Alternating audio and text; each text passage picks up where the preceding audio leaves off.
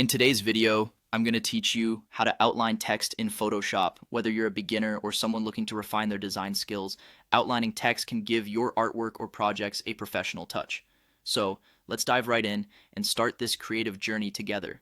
To begin with, you'll first want to open Adobe Photoshop on your computer. Ensure that you have it installed and updated for the best performance and all the latest features.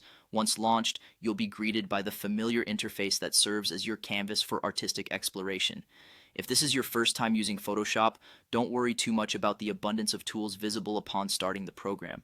We'll primarily focus on a few key features that will help you outline your text effectively. Next, we will create a new canvas. You can do this by navigating to the File menu and selecting New. This will bring up the New Document dialog box. Here you can set your desired canvas size, which is entirely contingent upon the project you're working on.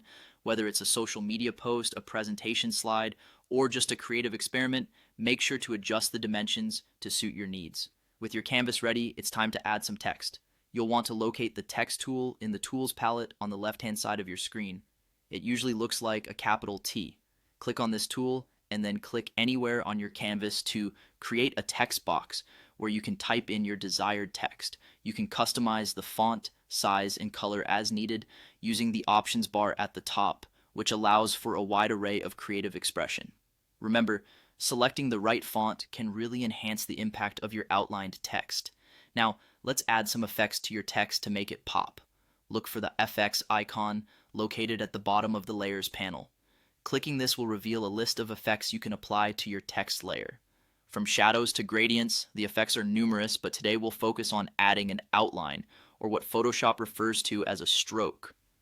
To add the stroke, right-click on your text layer in the Layers panel and select Blending Options.